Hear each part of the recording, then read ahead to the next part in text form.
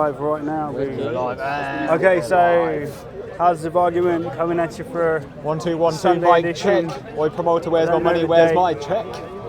Yeah, we don't know the date yet. It's the 23rd of 23rd of September. October. Fuck. my birthday month. Okay, so Happy we're just birthday. waiting for Tony to come back. This is the Thank you, opening scene. We're warming the We're room just up. warming people up Yes. on the other side of that thing there, man. Yeah. So what's the topic April as today? well. Well, the topic is Jordan Peterson, Mohamed Hijab, who is a frequent attendee of Speaker's Corner. Yep. Yeah. Corner. The psychology angle Peterson's coming from when he talks about Jesus and the Bible, the Old Testament, New Testament, Okay. and against hijab's more Muslim, or I suppose more literalist take on things. Yeah. But I did see the video, but I can't remember much of what I saw, to Okay. be fair.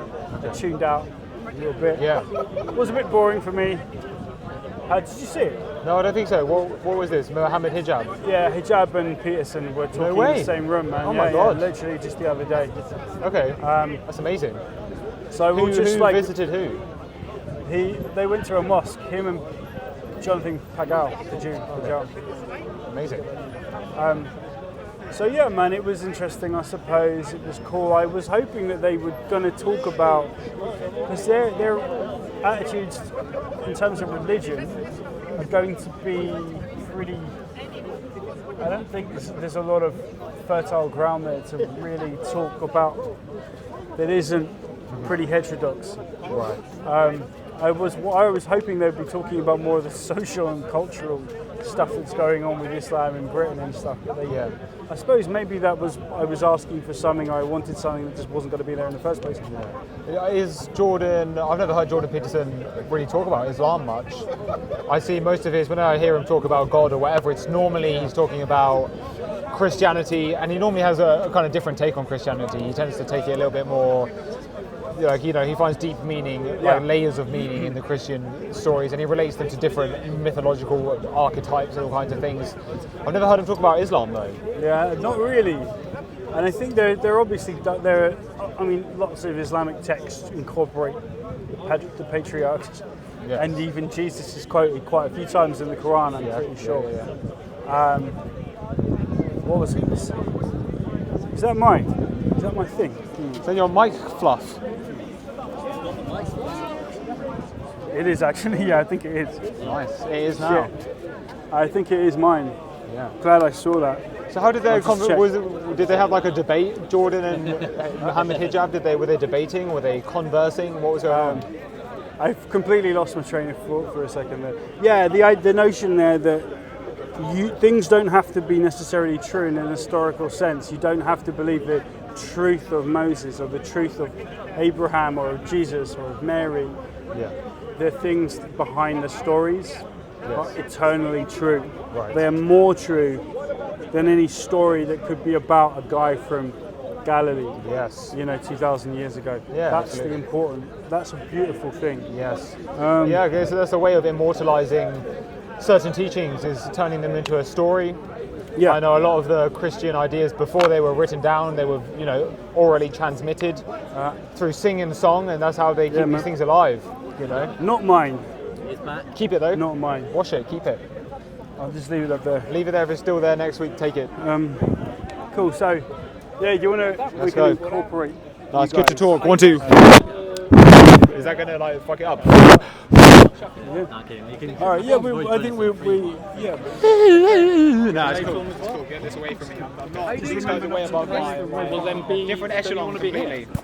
We can do that. We'll give you guys priority. You started it. Come here. Should we move here? Whatever's good for you. Do you guys? Whatever's good for you. Where's good for you? I'm trying to give you guys the best view. No, it's because you guys started it, so I was like, you guys can be the Which center. is very polite. What's your name? thank Sorry. you. Can you let him come in the center if you don't mind? Because they no. Okay. Because they started the process, so I was thinking.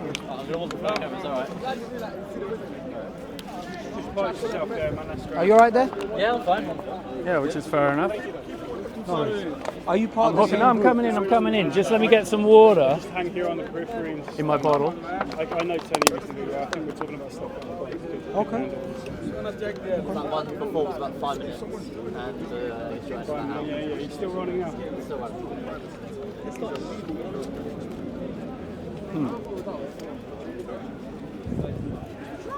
Oh, where's my drink gone? I had my drink somewhere. There it Where would is. you care to be? Ah, yes. Does anyone want to give me a mic? Or not? Okay, we good? Are we good? We're good.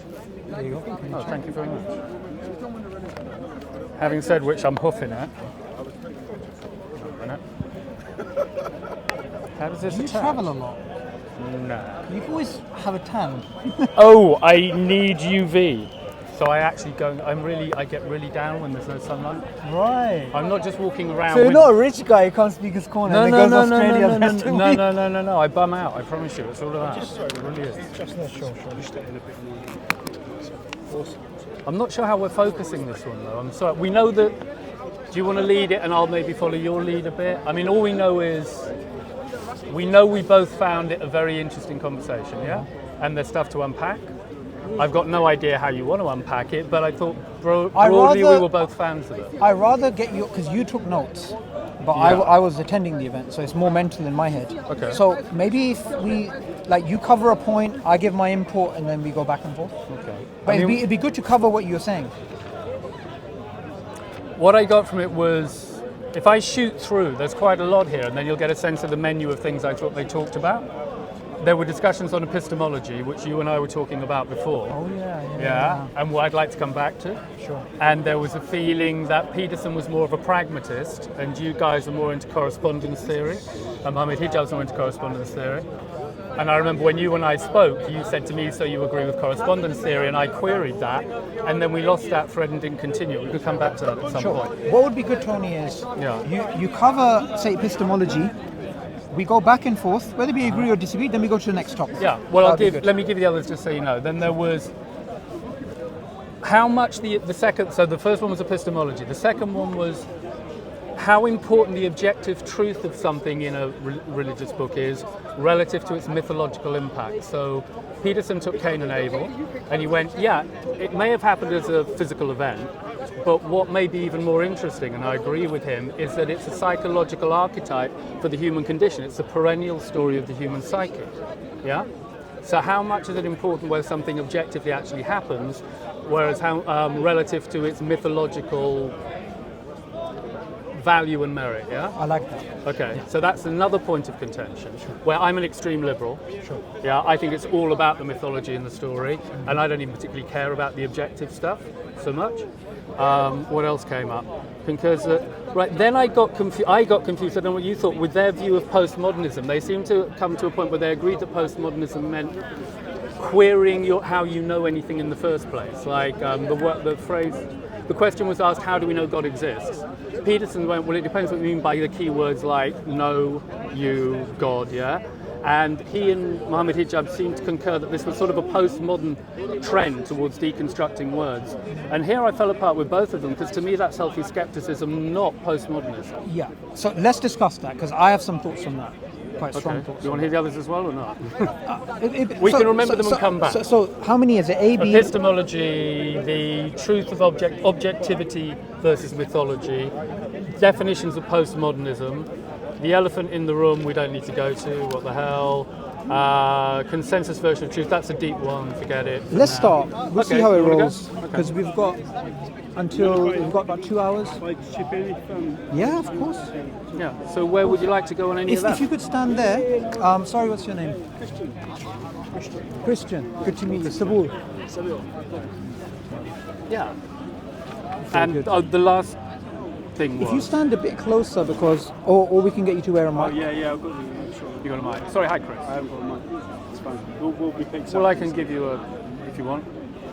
We're good. Are we good? Okay, I'll stand like this and we'll kind of... The last of the four things, so we've got three. The fourth thing, the thing that I personally loved, was near the end Peterson gave a narrative view of Christianity as telling the ultimate tragedy of the human condition. And I think there he's bang on board. Yeah, he said it's the most frightening thing you could look at as told in the story of Christ. And I really loved that Mohamed Hijab seemed to respond to that and see merit in it, yeah? Because to me that cuts to the heart of why Christianity has such power and should be taken seriously. It's not deconstructing the Trinity and all this stuff. It's seeing what Peterson's revealing in that insight, and I love that Mohamed Hijab responded to that positively. So as a meeting of minds on common themes, it was all great, and I was more than happy. And it would be nice if you start off with why you enjoyed this rather than the second one. You mean rather than the first second one rather than the first one? Well, I'm trying not to be negative if I don't have to be. No, it's fine. It's fine. In truth, should I be really, really truthful? I'll be really, really truthful. I actually thought that maybe the Peterson Mohamed Hijab thing was never going to happen. Part of me suspected it might be a hype, okay?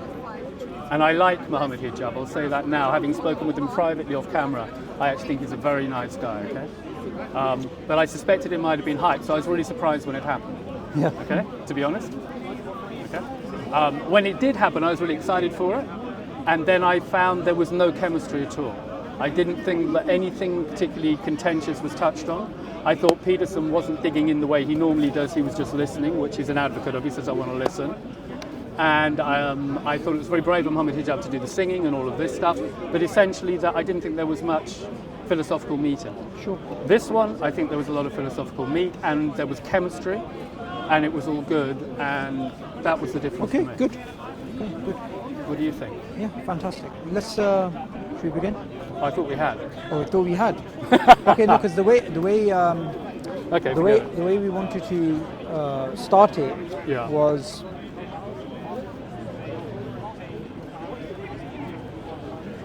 it may be better to categorize the points and say we're going to cover A, B, C, D. We're going to cover epistemology, correspondence theory, something about Christ. The Christ thing, we had the objective truth versus mythological truth, where is more value, and definitions of postmodernism that you and I seem to have. Fine. Doesn't have a handle. Shall I put it in between you two? Or? Yeah. It doesn't have. I can hold it. I could ditch my I pen. remember the deconstruction element, and then Can I put this here? issue over the meanings of words at the beginning. Yeah? Just want to make sure it doesn't drop. I'll hold it in my I'm hand. always one to just defer to diction.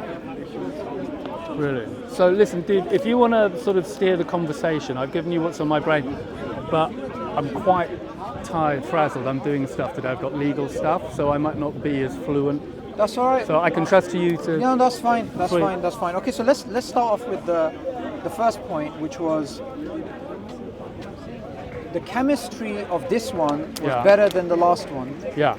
Do you think that's due to the first one being perhaps an ice-breaking session? Yeah. And the second one is like, okay, they understood each other and there was mutual respect. And Yeah. Okay. And again, as I've said, I like Mohamed Hijab, having spoken to him off camera. I found him a very different person off camera, potentially, to the way he may come on camera. And I thought after the first one, there may have been quite a lot of negatives about Mohamed Hijab fed into Peterson's ear, based on other things that had happened, which you're probably aware of. the elephant in the room. Right. So I was really quite surprised to see Jordan Peterson re-engage, because Mohamed Hijab had one with his daughter, and that was highly fractious, So I thought a lot of stuff would have fed back, and I'm sure he saw. Huh? I'm sure he saw that. Yeah, I'm pretty sure he saw that. I'm sure he had a chat with his daughter. I'm sure a lot of people were saying to him, this guy's very contentious and you may have misread him. So the fact Peterson went back, I commend him for, but the fact that it then went so well and you seem to actually have a chemistry with Mohamed Hijab and respect the fact that he is quite he said, you're not an agreeable guy, you're a disagreeable guy, but Peterson can see some merit in that as well. Now, I'm not saying I'm always flying the flag for when anybody, including Mohamed Hijab, is disagreeable, because I'm not. But the fact that you can appreciate that has its place, I like in Peterson. So that surprised me, and that was Okay, cool. good. So on that point, I think let's just begin off with the mindset that Jordan Peterson went into the discussion. I think the first one, he didn't know who the guy was. Yeah. And the second one's, here's somebody who totally comes from a different tradition, totally disagrees on some points in a very strong way, and is being honest. Yeah. Because I think one of the problems that people like Peterson have is they don't like someone who has an agenda, who's trying to hide what they're doing. So very clearly, Hijab was saying to him that you should accept Islam. Hijab was saying to him, this is why Islam is true. Hijab was saying to him, your critique in this particular area is incoherent. And that kind of direct, blunt criticism is refreshing for most people. I think that's why they had a chemistry. I'm not clear where he was up front saying your critique is intelligible. No, as in when Hijab asked, do you believe in God? And he said, it depends what you mean by the words. By the words You and do. Yeah. Even do he took issue with. Which was a bit, and believe. And believe Yeah. and God. And he's totally correct. But what interested me then... Okay, no, but let me just explain why that was incoherent, why Hijab was rebuffing that point. Because when it comes to things like studies about STEM, about science, technology, and engineering and mathematics, he would use evidence from that against feminists. So he would say, no, women, they have the choice, but they refuse to go to these particular universities. Here's the data, very clear-cut evidence. But when it comes to these questions, he's being pedantic about what does this term mean, what does that term mean, but he doesn't apply that same criteria to when he's discussing things with feminists. And that is what Hijab was calling a postmodern, you're going all postmodern now, you see. And I like the fact that he challenged him on that. I do, but I thought they both concurred it was a postmodern thing to do. However, what Hijab was raising is, why are you doing it in this context? Okay, I could answer that. I don't have a problem answering that at all, because I think when you're talking about feminist activity in the 21st century, you can measure it objectively. Feminists are objects in an objective world. You can get to core facts, yeah? There are facts to be dug up. When you're talking about God, God is ineffable. The same constraints do not apply. You have to question your own epistemology more, because ultimately, I would argue, your epistemology can't grasp God. God is ineffable. And it's God is not the same as a feminist. No. They're on a very different plane of... I see what you're saying, but it doesn't explain the fact that he's being asked a question about his beliefs, which are yes or no, which are quite simple. And instead, he sort of meanders off into, what does this mean, what does that mean? Do you see? That's the problem here. If he said, okay, what I mean by belief is X. Yeah. What I mean is the tripart, what's called the Aristotle sort of definition of knowledge, right? So knowledge, true justified belief. He could have said, okay, this is what I mean. According to that, yes or no, I believe in God or I don't believe in God. Instead, he just went off into definitions and then didn't address the question. I think that's... I know why it can look that way, but this cuts to the chase. And he took a lot of flack for that online, from everybody. From Christians, from atheists. I wouldn't support that flag, sorry. Okay. I'm in a camp where I think, as I said, God is ineffable. I think epistemology and knowledge and asking yes-no questions can take you to a certain point. It's a very valuable tool, but there's a pre-intellectual, a priori condition of instinct which is essentially mystical and undefinable, and I wouldn't expect to be able to nail reality down at that level. Okay, whereas you seem to think that you can. Conservative religious people seem to think that they can literally, cognitively, almost mathematically and logically dissect the whole metaphysics, and I assume that the metaphysics is built with a mystical strata at the top, and that you can use inference and logic to carry you a certain height up there, but at the very highest echelon you're going to move on faith, which is how it should be, which is why you need faith. So I don't disagree in some of what you're saying. What you're basically referring to is what philosophers call academic throat clearing. Is it? So you're basically clearing the air with what the definitions actually mean. Yeah. However, that doesn't negate the duty that you have to address the question that you're being asked, which is very clear. Yeah. And the question is, and we need. Do you want a brolly? Yeah, I have a brolly. We'll probably need one. Actually, I'm good for. I'm good. I don't really have a problem with that. I do have a brolly. Hang on. Okay, this is frontline debating now. Just when we're getting juicy. This is in the trenches discussion. Get under the brolly. Let's go for it. So. I honestly don't think I'm ducking the question. No, I'm not saying you're ducking the question. Okay. I'm saying Peterson could have had that academic throat clearing. Oh shit. For example, yeah. Do you remember that conversation, Tony, that you remember that conversation we had over there? Yeah. What you did in that conversation, and it's online, it's very clear for anybody to see. Yeah. You went through your academic throat clearing, and then you were clear on what your stance is. With Yeah. Peterson, he didn't do the second part. By That's what I throat mean. clearing, do you mean define your terms? Go beyond defining your terms. You made it clear that you believe it's pragmatically useful to believe in God, and you were very clear on that. Actually, I'm not sure I did. Are you inferring that because I seem to be refuting correspondence theory, that therefore I must be accepting No, pragmatism? when you said that your entire view of God Yeah. is that you don't see it in black or white terms of whether God exists, but you do believe it's useful to believe in God. It's instrumentally useful. And Yeah, you that doesn't mean it's the sum of its potential merit. It means No, I'm not at saying minimum that. it has pragmatic utility. Yeah. I think it's deeper than that. No, it is. But what you did is you explained this is your belief. Yeah. That you believe it to be useful, Uh-huh. and therefore people who actually believe in God are going to have, say, better lives, right? Peterson doesn't. He alludes to that, Yeah. but it's almost like he hides his beliefs. He keeps his cards close to his chest. He's not clear on where he stands. So, for example, is he a Christian? If I was to ask you if he's a Christian, actually, let's ask Christian because he's supposed to be having a conversation with us. Would you say that Jordan Peterson is a Christian? In the sense that I think he sees the fundamental value in the more mythological and transcendental, say, archetypal framing of a lot of those texts, the New Testament, the Old Testament, and so on. I think he sees a value there as a psychologist. Right. I don't know whether he believes, for example, in Jesus Christ, the person, or that a lot of the Old Testament, the stories from the Old Testament, that they're necessarily true.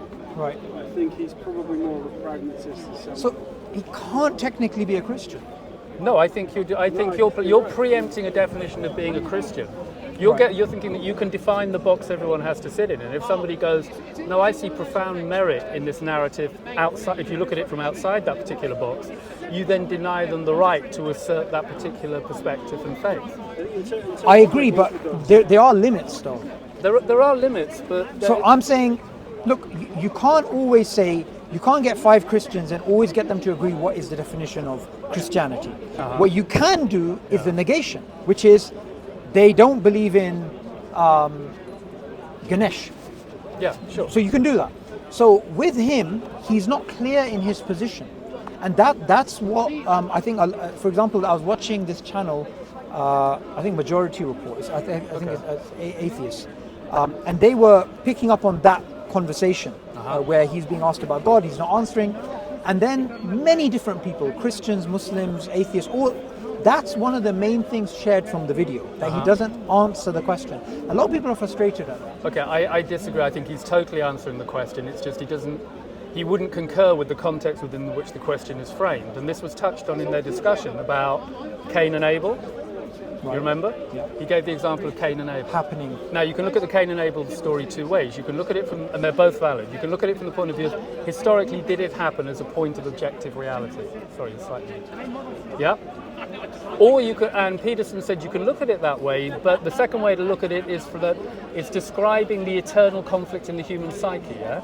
That it's psychologically an eternal verity. It's archetypally true. So if you accept it's got those 2 properties, the archetypal truth of the human condition and the historical objective fact, and then you triage them and go, which do we think is of more spiritual merit in terms of helping me to live my life, yeah? In terms of us addressing the human condition. I think the eternal archetypal aspect of it is more potent and more relevant. So, in other words, if the historical truth turned out to be the case that the archetypal story had no merit, it wouldn't be of much interest. However, if the archetypal story has merit, just because the historical truth doesn't, it doesn't downgrade the merit of the story. So he is focusing totally on the impact of the narrative at an archetypal, Jungian kind of level.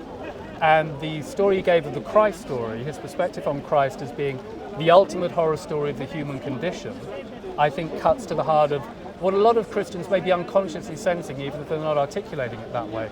the fragility of the human condition, and that you have to confront the worst. Yeah, and Christianity does a rather uniquely good job of that. I'm not saying to the exclusion of any other religions; they all touch on this, but Christianity, with the symbol of the cross and the crucifixion, as he pointed out, really does push that in your face and goes, stare at the horror of your condition. And I think God's agreeing with me on this point. That was a powerful I think thunder. in like a formal orthodox view in Christianity, Yeah. the view that so many religious You need to come a bit closer. and Muslims take. Obviously, I'd say that Christians don't believe in to be. You might as well come in. Yeah, If you're gonna, Okay, yeah, otherwise you're the back of the head. Yeah, I got you. Okay. So I can see where there are going to be differing opinions about Peterson's orthodoxy. He's really, obviously he's a Catholic.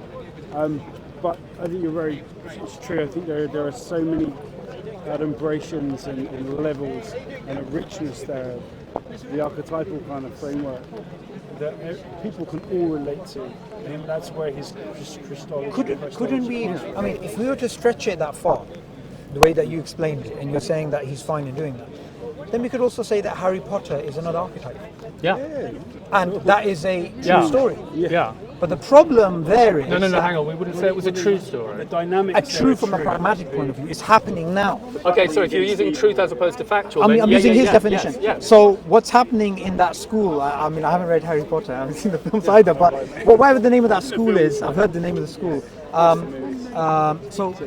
That is happening right now in Speaker's Corner. Yeah. You know, between Harry and whatever the other witches or whatever they are.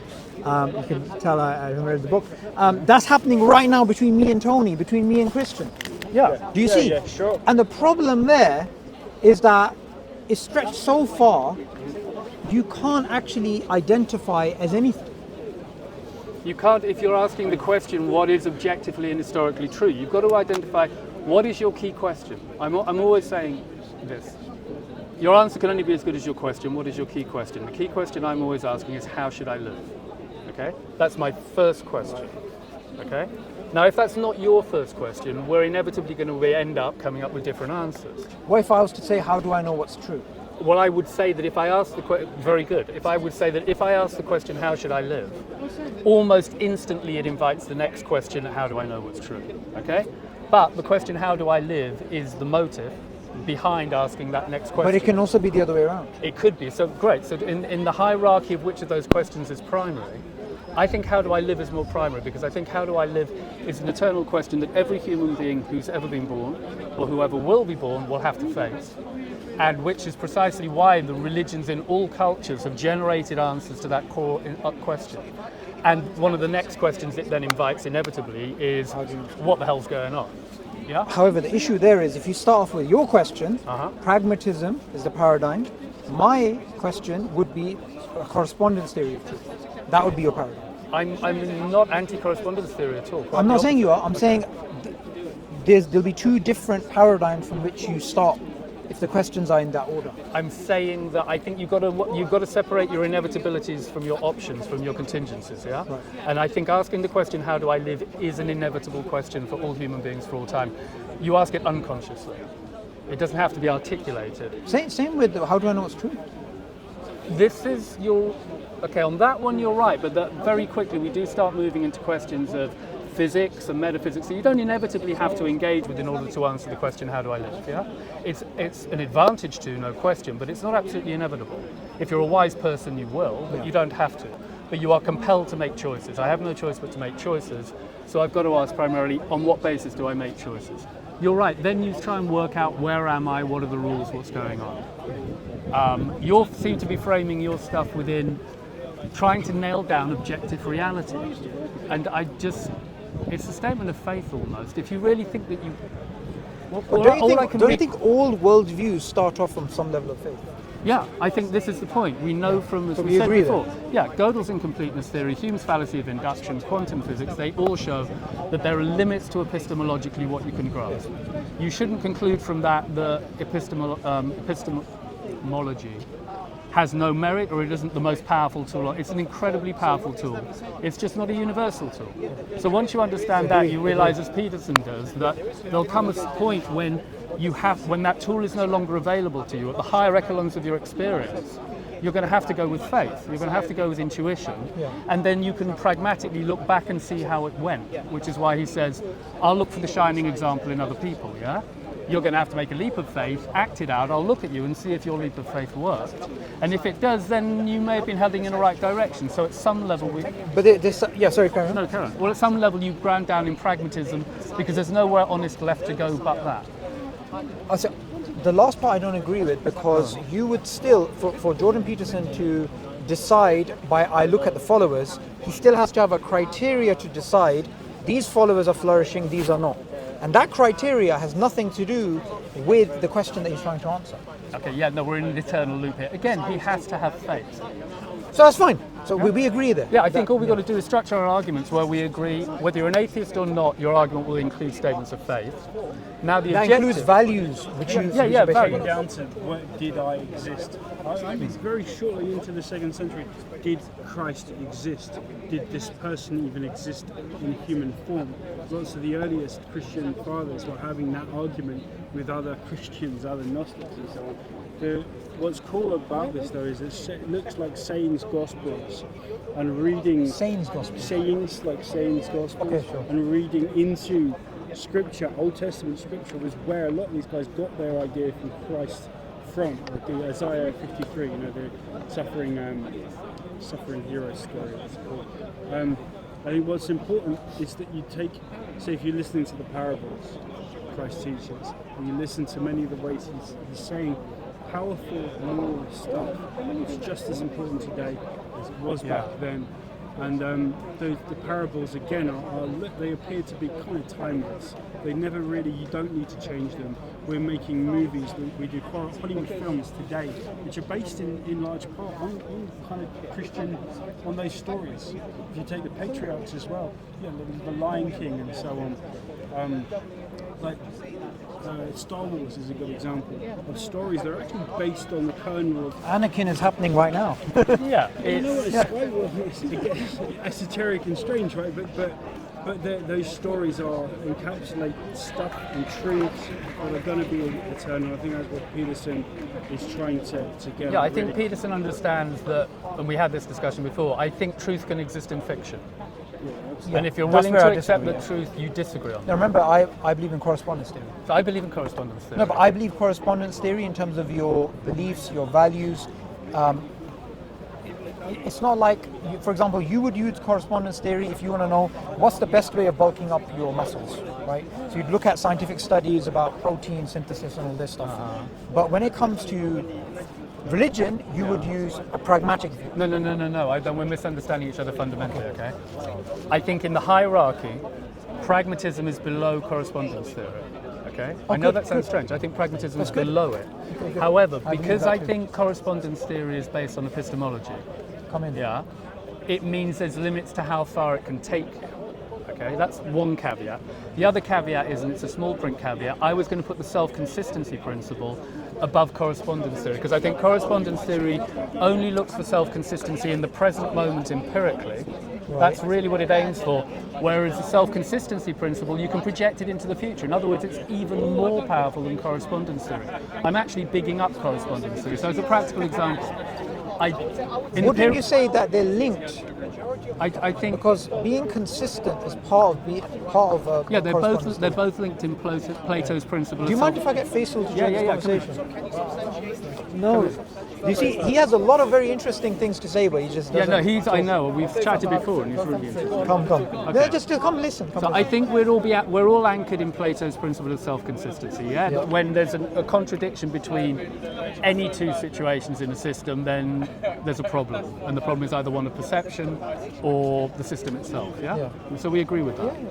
Therefore, the principle of correspondence theory makes perfect sense, and I agree with correspondence theory.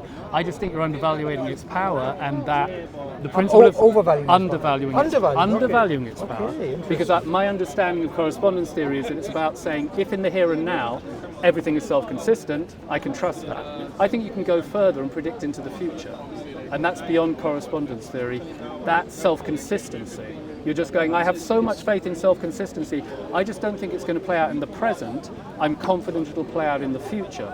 So on the periodic table, they predicted what elements would appear in the future because they were so confident of self-consistency in the universe. Now that didn't tally with self-consistency for them in the moment, but because they put real jackboots on the self-consistency principle, they went, well, Hijab bets in the future that this element will appear here, this element will appear here. Ditto with the Higgs boson, and this still happens. So I have huge faith in correspondence theory, but it still has cognitive limitations. They all do. Correspondence, coherence, semantic, they all do. Excellent. And when... Should we, because we laboured this point, should we move on to the other points? Sure. Which ones? So you had epistemology, and after that you had something else. Because there's quite a few points you raised in there, and I thought it would be good to go through them. We had the epistemology. We had... Because in many ways we had a similar conversation before. It's rained all over. It's rained all over the notes. It's okay. Well, we were covering them. We had the Cain and Abel, the objective reality versus mythological reality, which we were talking about. We had the epistemology, which hopefully we've understood. Okay, what about the third one? The third one was the use of postmodernism. Because they both seem, when at some point in the discussion, Peterson said, what does the phrase, do you believe in God mean? And then he started deconstructing, it depends what you mean by you, what you mean by God, etc. And they both seemed to concur that that was a postmodern thing to do.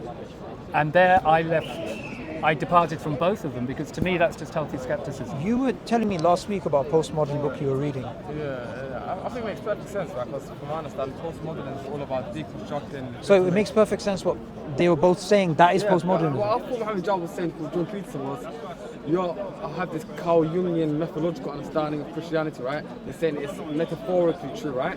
But he goes, the church fathers never said it was metaphorically true. It was literally true. Like Muslims nowadays hold literally true to the miracles that we have. So then he's saying by you doing this Carl Jung mixture of Christianity, you're kind of being a postmodernist. Right. So the postmodernists is what they do, right? They take these legitimate narratives and then delegitimize and talk about how atheist biases and this and that. It's all about deconstruction. I think postmodern in itself is incoherent.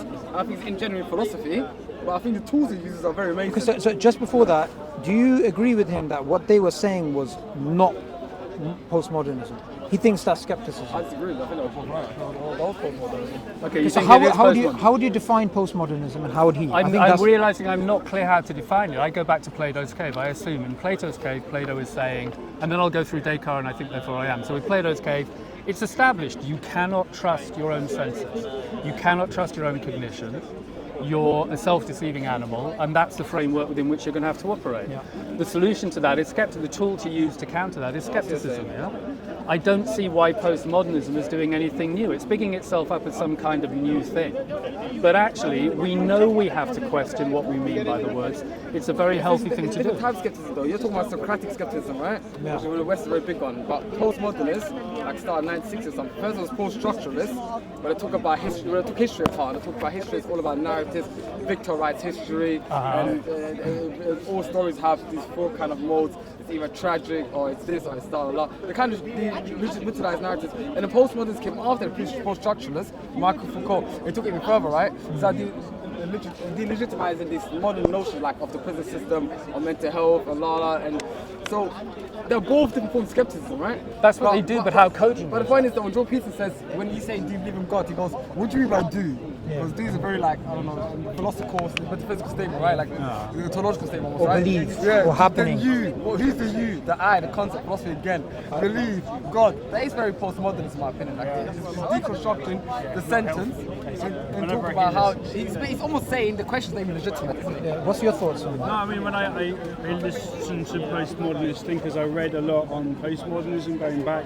I think there's a point where postmodernism kind of split from, say, Nietzsche, who was reasonable, Wittgenstein as well, who had some interesting things to say about language and linguistics and so on. By the time you get to Foucault and the Frankfurt School and stuff, it just goes a bit nuts. And I think it was more I hear what you're saying. I'm not endorsing the political kind of political series of ideas that actually started to, and I think intentionally were there to try and take down the American system, the Western system. We're actually in agreement, because I'm not legitimizing postmodernism. Like I said, I think it's incoherent and in general philosophy, right? Because it brings about some of the conceptual problems. But postmodern is still a reality. Like here in America right now, they're doing around critical race theory, they're doing of gender theory, right? Trying to blur the lines between man and woman, right? It's all postmodernist, post-structuralist, patriarchy, oppressor versus oppressed narrative, right? Because postmodern, a lot of it is the oppressor and oppressed kind of narrative. So this is what Hijab was basically saying to him, that when you're being criticizing postmodernism, you're using it yourself when you cannot answer a question about your theology. I totally disagree. I disagree with you, Tony. Why? I think it's true. Like, So you disagree with it's easier to, I think it is easier just to use common parlance to get to where you want to be, you know. And I think it. Do you want to define your terms? Can we define our terms quickly? What I mean by postmodernism, and maybe I'm wrong, maybe we're using the term differently, yeah? Because you're describing to me in societal terms how postmodernists manifest. I don't care so much about that. I care about defining a core term. To me, a postmodernist is someone who thinks human beings are a blank What slate. was that? Can you remind me again? What was the thing that he It was within the Peterson? context Because I remember hearing it, I just can't remember. It's the eternal battle of trying to pin down the objective truth of statements. So when you ask statements like, do you believe God exists? That predicates on an assumption that God can be stuck into an objective, logical box. And those of us who believe that God is, when you pray in Islam, you say there is always something higher. I think you say that. God is the highest. Yeah, well, there is something above. So I assume that God is beyond, ineffable and beyond my understanding. Transcendent, Yeah, transcendent, yeah? And that therefore I don't expect to be able to fit God and various other concepts into a box. There's a slight nuance here. Yeah. So we're not supposed to reflect about God because you cannot grasp God's essence. Okay. But we're supposed to reflect upon the creation of God because we can. So we can ontologically affirm that there is a God, there is a creator, there's one worthy of worship. But the actual essence is beyond us. Yeah. So when someone is asked... So this is why I believe when Hijab asked that question, it should have been an easy enough answer. I didn't see that kind of... That's exactly my Really point. weird. How come you guys are all so comfortable thinking So that are you you a can nail Christian or an down... atheist, by Easy the way? enough, especially for someone like Peterson, who is an intellectual. What definition of God is he supposed to be agreeing So or just disagreeing before that, I want to know, are you an atheist or a Christian? I'm religious. You're religious. I'm So somewhat it seems to Christian. be like maybe religious people want an answer and... I believe in I- deity. I'm a deist. And Oh, you're a deist. so You're blocking your own camera, just so you know. I believe in God, absolutely. I do believe there's creation. There's a consciousness behind creation. I am interested very much in esoteric religion and philosophy, and in Christianity, the way it's manifested in Christianity. Like the Gnostics. And... Yeah, kind of. Tony, sorry, just to answer your question, yeah? That's Tony, that's Christian. Yeah, I'm Christian, yeah? Nice to meet you. So, once again, I think Hijab was right here as postmodernist because post-structuralists and postmodernists have the same notion that reality has no intrinsic nature. That's the notion of the work, the principle they go to philosophy of, right? And then they start talking about everyone has these legitimized narratives to bring forth their narrative. So you're saying that as a will to power. You're saying that's your definition? I'm looking for a definition. Post-structures and postmodernists, both of them. I think what postmodernists is like second phase of post-structures, but what defines postmodernists, Michael Foucault and these is that they are interrogating modern paradigms.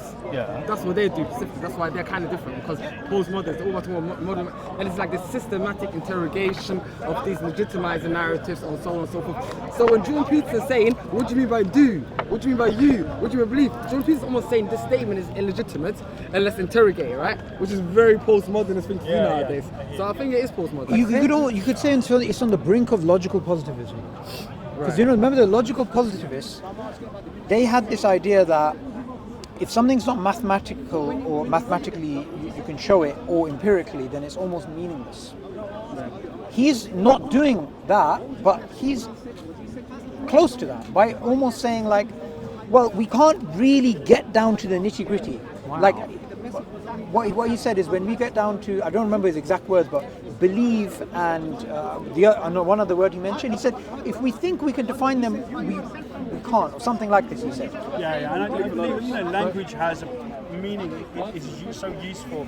We've harmonized and evolved our language to such a point now where when someone asks, do you believe in God, it's kind of yes or no answer, you know? Yeah. And you can drill into the weeds with that, right? But Yeah, I mean, I think Peterson, understands and he will realise that there's an inherent beauty within man and a kind of godlike, if you get things right, a kind of godlike nature in humanity itself, and the idea of a creation that has order, that has a formal order to it, and that's what he talks about a lot. Again, of course, I think he believes this stuff, and I get where maybe he doesn't believe in white bearded guy. I don't think anybody does. Exactly. Well, you believe in objective truth. You believe in objective facts, which he would probably dispute. Yeah. Okay. I mean, I think greying the area just because the guy used that's a good point. Just because the guy used a logical positivist stance for a minute. No, he did. I'm not saying saying he used it. I'm saying he got close to it. Yeah, but he's allowed to. It's a tool that you can use. It's just the logical positivists, they use it to the exclusion of all else. That was the problem. Skepticism is a perfectly good tool. It shouldn't be used to the exclusion of else. You want to use the toolkit. But he didn't answer the question. I know, because the question may in itself be an invalid question. Because No, it's not. No, I'm not. No, I'm not accepting that label. The way I'm looking at postmodernism is in the context of human nature itself. And for me, correct me if I'm wrong, but I'll give you my definition. Maybe we need a new word. The world divides into two kinds of people. People who think that human beings are blank slates and people who think that human beings arrive with an a priori nature. Okay? Yeah? That's philosophy, but I don't think Okay, fine. Now I'll map postmodernism into that, because postmodernism, it sprawls all over the place and I'm not a fan of it, okay? But my understanding is a postmodern position would be, yeah, you're a blank slate, right? That they would engage, whereas religious people of all faiths and Darwinians, we all believe that humans arrive with an a priori nature. So to cut through the Gordian knot of this constant talking about sociology and stuff that I really don't care about, Okay, so I'm using that core definition. So you made a very interesting point, which is interestingly enough, theists and Darwinists believe in we have an we're on the inherent same camp. a priori beliefs, and then you have the standard social science model, the blank slate model. So Peterson clearly is using the language of the standard social science model, but the audience that he's pandering to, they believe in a priori beliefs. Yes. So he's allowed to. He's made it very clear but there's a that he problem believes there, in a priori. No, I don't see a problem. He definitely believes in a priori human nature. He believes. Oh, wait. You said he definitely believes in that nature. Yeah. But he's not being asked the question, do you believe in a priori nature? He's being asked, do you believe in God? I'm not challenging you here, but I'm saying, I'm just interested. What made you think he believes that? Because I don't see evidence. Oh, okay. Everything I've ever seen the guy says confirms that perspective. I think he has an understanding there of, say, genetics and genes being important in a person's development, and this is obviously... No. That's in regards to the feminism discussions. We're talking about a priori, like for example, we have a priori belief in God. Like slate don't bring God in for the minute. Just on psychology, just the fact that of course he has that. If he's got an a priori, if he thinks that even in relation to like a blank slate kind of theory of humans and stuff, obviously he believes in genes to a point, but he also believes environment's very important for humans. Marry those together, you've got basically a template for what a human. Yeah. So as we all do. He believes we have a biological inheritance. We have our cognitive architecture, which makes women act this way, men act that way. But when we speak about a priori beliefs as theists, we're not referring to those things. We're referring to what we call the fitra, which we've spoken about. I'm not sure if Plantinga calls it basic beliefs. So when we refer to a priori in the context of theism, we're not speaking about those biological things, because it's clear he does that. That's what he made his career on. Sorry, here's where we disagree. I think you are. I think that this is a synthesis which should be happening and isn't happening, the differentiation. You're standing on common ground, and Mohamed Hijab and Peterson both actually agreed on that common ground, that we're all in a camp of people who are not postmodernists, who don't believe in a blank slate. From that, it logically follows we are people who believe there is an objective truth. Yeah? Just because I can't pin it down, just because you go, do you know what God is? I may not know exactly what the nature of any given objective truth is, but because I have an a priori nature, I can nail down there must be objective truth out there, and hopefully objective morality. That's the platform I come from. So the objective truth out there, it depends upon how you define truth, because the way he defined it is the story of Cain and Abel, according to Peterson, would be objectively true.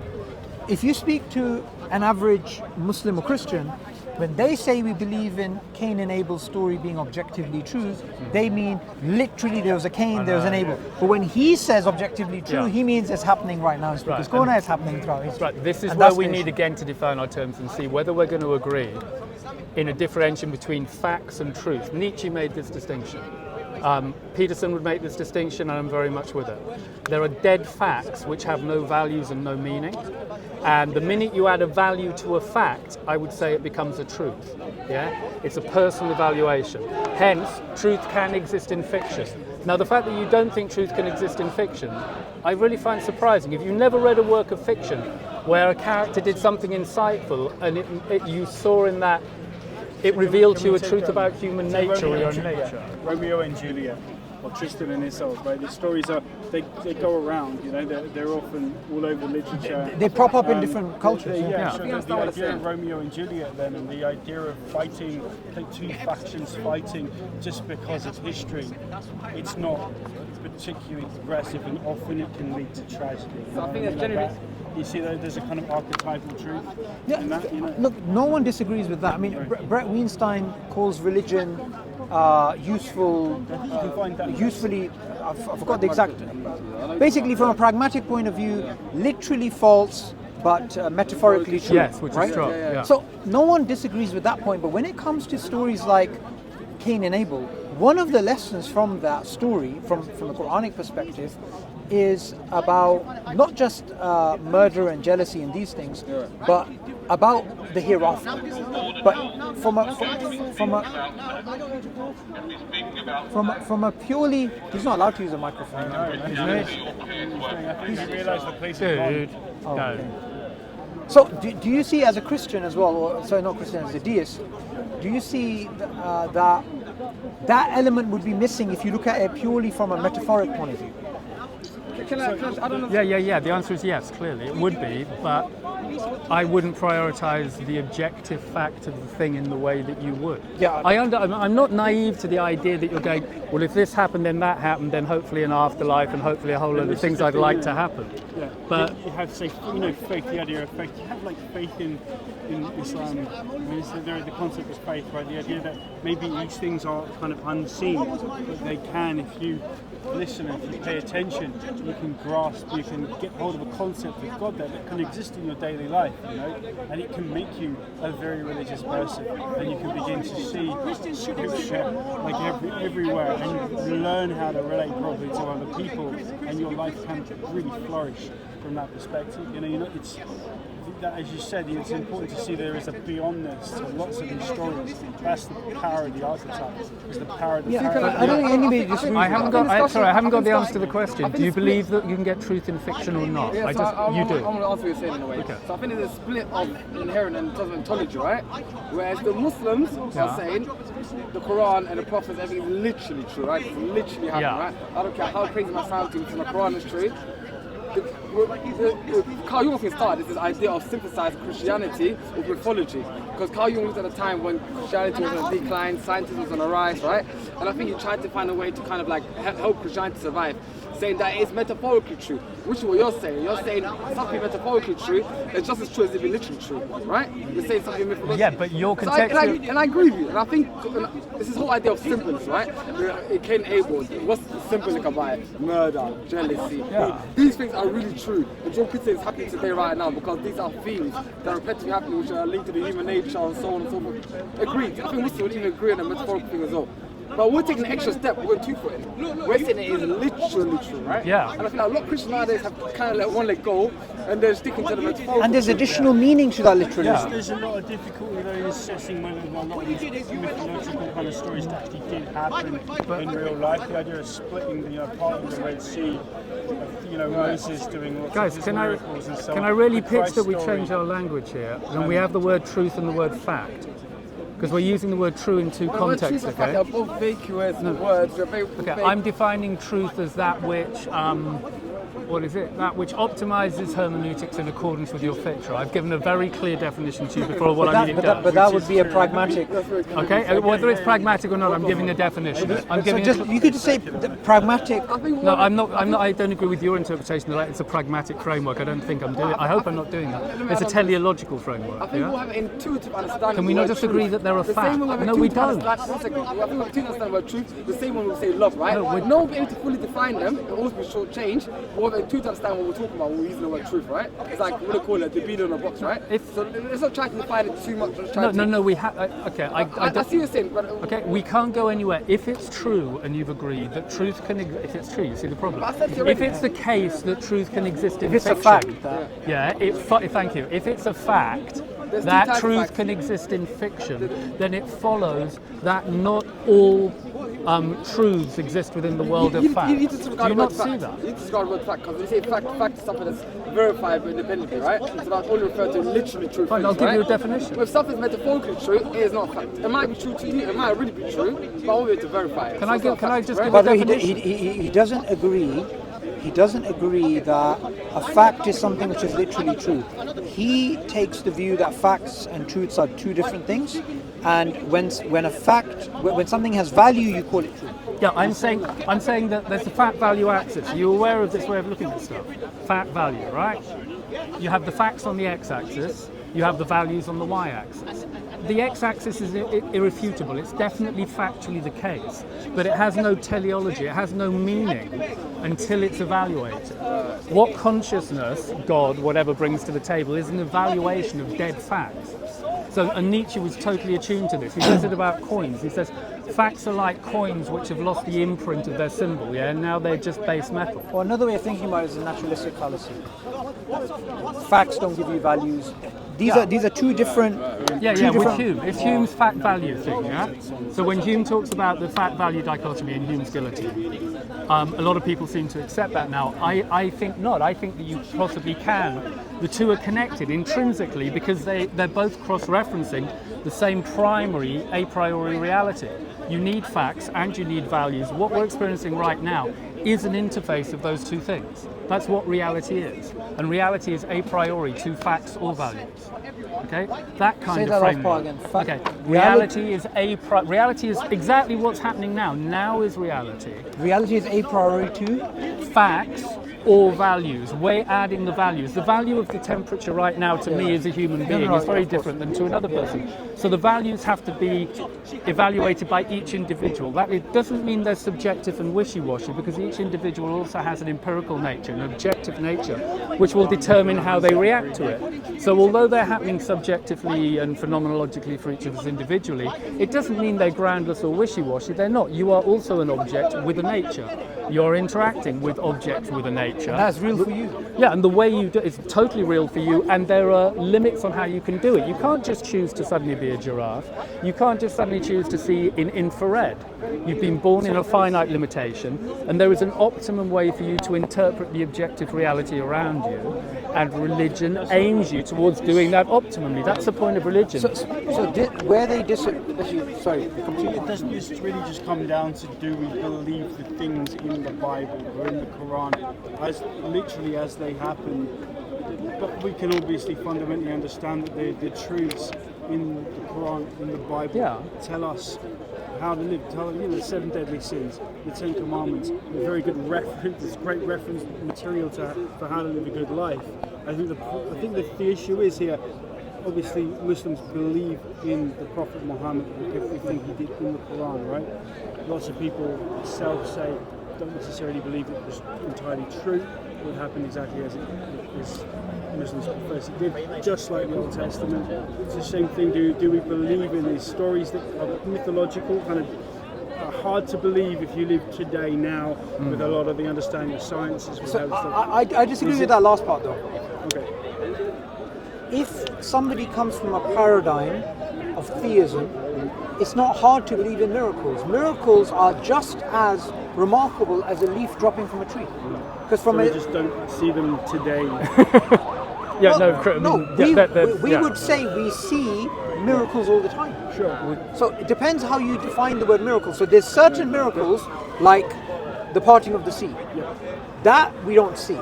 When it comes to the miracle of life, when it comes to the miracles all around us, of even, for example, there's one army which is small and meek and downtrodden, and a huge army, and it defeats. We would call that a miracle as well. So No, I definitely wouldn't. I think, with respect, you're now being. You're using a lot of rhetoric here on miracles. A miracle would be something which it would assume there are default laws of physics, and a miracle would be something which bucked a default law of physics. So the default law of physics is if you stand on water, you sink. So if somebody does something which contradicts the default, and I'm not saying whether they can or they can't, but can we agree that if somebody walks on water, we would say that constituted a miracle? Whereas a leaf falling from a tree may be poetically miraculous. No, but look, your definition of miracle is a violation of laws of nature. So you would say there's laws of nature when there's a violation. I'm saying default laws of nature, That's which fine. means God could intervene, maybe God could intervene. You could call it default, you could call it uniform, whatever it is, laws of nature. And there's a violation, very Humean definition. I don't accept that definition. That's not the Quranic definition either. I think the So we, as Muslims, Aquinas brought in the idea that do you understand that your definition that you have is a very Humean. It's not a universal one that I know, I get it. So we need to find the common ground as to how we'd break this down. So, no, but what you said before is that I'm wrong about the definition of a miracle. But the thing is, I'm not wrong because that's my definition and you have your definition. I know. So what I'm suggesting is that clearly we've got a definition problem, which is great. Most of the problems in philosophy and discussion are when you realise, we're using different definitions. So we need to nail down. Now, when I said, can we agree that there are default laws of nature, that was my best attempt to start to try and find a common ground definition. Okay, so I think even took his narrative though, even if you took on his terms. Because you're saying a miracle is a suspension of the laws of nature, right? Yeah, and I'm not saying they can't or can't happen. I'm not judging for now whether miracles can or can't happen. Because if they do happen, they will be God intervening against the default. okay, but we wouldn't say those. We wouldn't say God intervening. We would say God. It's not like God is absent and then God intervenes when there's a virgin birth. We would say God is in control throughout the entire universe. That doesn't preclude what I said. That's not a problem. It doesn't contradict anything I said. All I'm saying is, God. But it does, though. The reason it does is because, from your perspective, it's like a clockwork universe, and you have these set laws, and when there's a violation, that's a miracle, according to you.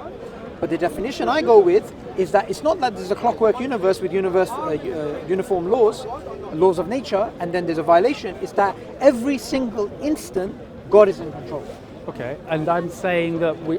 Do you see the two different Yeah, but paradigms? I've already harmonised it for this. I'm saying assume that we go with the Aquinas view that God mediated his creation by creating default laws, then we have no problem. There are default laws of physics. For the minute, I'm happy to accept they're created by God for the purpose of discussion. So we shouldn't have an issue here. Right. Prior to Aquinas, it was believed that God willed every single action. When a leaf fell from a tree, it was because God actually willed it. Post Aquinas, and I think surely Muslim philosophers as well. No, not quite. Okay, well, there's lots of differences of opinion on this. I can't say they all have the same opinion, but God's continuously involved in the creation of the universe. the view I hold is that God is continuously involved in every moment. I'm not saying he isn't necessarily the sustainer of the entire operation. No, but I understand. You're saying he set a system. Yeah, he set and a when system. the system, when he decides to tinker with the system, you would call that a miracle. I wouldn't say that. I would say God is in control. Well, we both agree that God, for the moment, we both agree that God creates a system. Absolute madness up there. Yeah? You agree that God creates a system because you think God creates everything, yeah?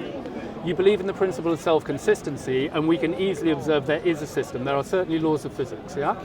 So we can see a system here which you believe God made. I'm happy to play with the idea that it was created by God.